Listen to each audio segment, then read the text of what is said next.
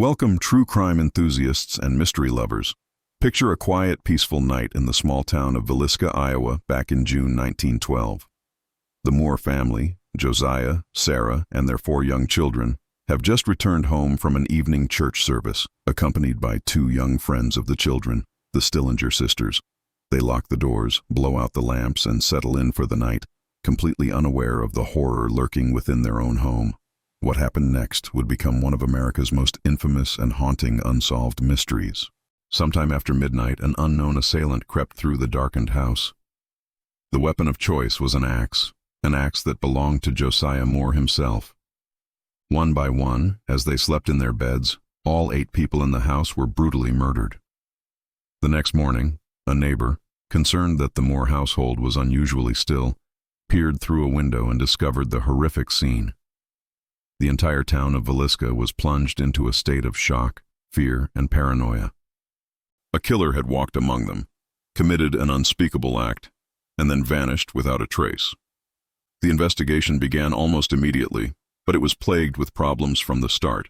This was 1912, long before the days of DNA analysis, fingerprint databases, and modern forensic science. The crime scene was quickly contaminated as hundreds of curious townspeople traipsed through the house, touching and moving things, inadvertently destroying crucial evidence. Investigators were left with a baffling and macabre scene. All the victims had suffered severe head trauma from the axe.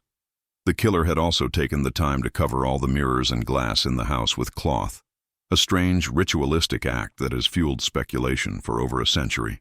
A slab of bacon was found near the axe, another bizarre clue that only deepened the mystery. Who could have committed such a heinous crime? The list of suspects quickly grew, reflecting the rampant fear and suspicion that gripped the community. One of the first to come under scrutiny was Frank F. Jones, a prominent local businessman and state senator. Jones was a powerful figure in Villisca and a fierce business rival of Josiah Moore.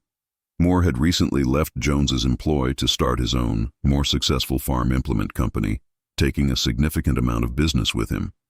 Rumors also swirled about an affair between Josiah Moore and Jones's daughter-in-law. Was this a crime of business rivalry, personal revenge, or both? Many townspeople believed Jones had hired a hitman, a man named William Blackie Mansfield, to carry out the murders. Mansfield was a suspected serial killer, and while he was investigated, a grand jury failed to indict him due to a weak alibi and lack of concrete evidence. The suspicion against Jones, however, lingered in the community for years. Then there was another, very different kind of suspect, Reverend George Kelly. Kelly was a traveling minister who had been in Villisca on the night of the murders, even attending the same church service as the Moore family. He was known for his odd behavior and had a history of mental health issues. Months after the murders, Kelly began sending strange letters and even confessed to the crime, providing details that seemed to match the evidence. He claimed that a divine voice had commanded him to slay and slay utterly.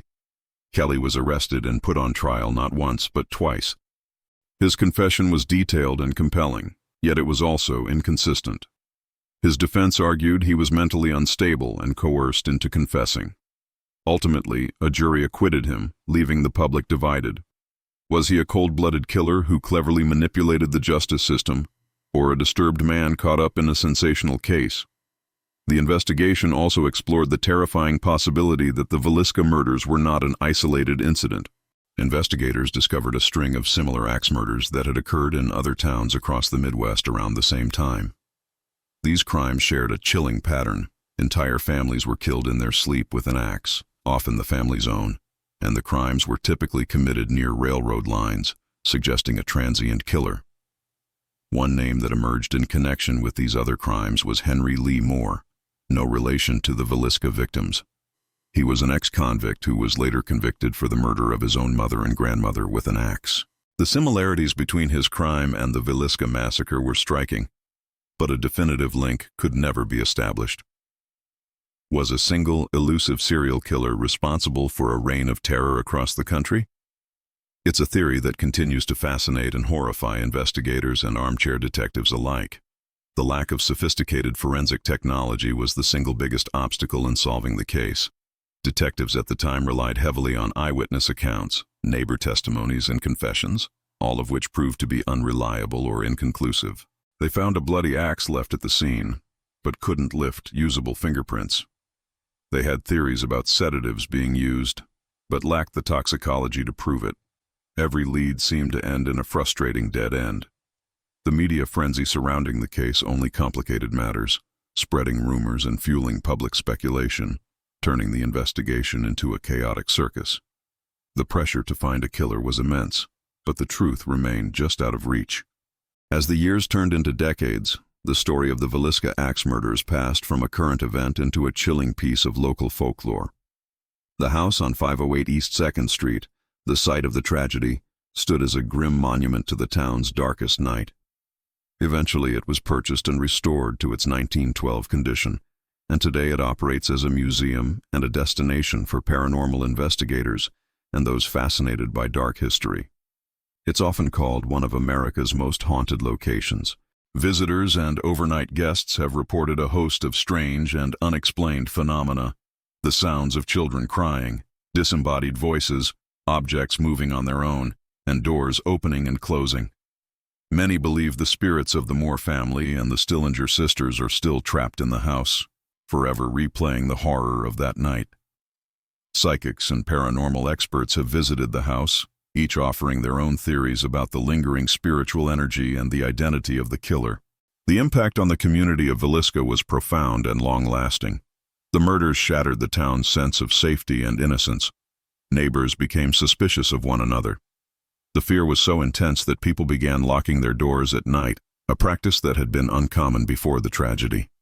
The case left a permanent scar on the town's collective memory, a story of unresolved horror passed down through generations. The failure to bring the killer to justice meant there was no closure for the victims' families or the community. It created a climate of fear and mistrust that lingered for decades.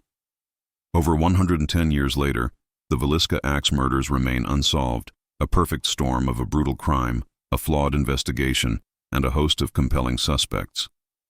Was it the powerful politician settling a score, the mentally unstable reverend following a dark command, or a phantom serial killer moving silently along the railways of America? Each theory is plausible, yet none can be proven. The case has inspired countless books, documentaries, and paranormal investigations, cementing its place in the annals of American true crime. It serves as a haunting reminder that sometimes the most terrifying monsters are real, and sometimes they get away. The mystery of who wielded the axe on that June night in 1912 continues to captivate and horrify us, a dark puzzle with a missing piece that may never be found. Thank you so much for joining me on this deep dive into one of history's most chilling cold cases.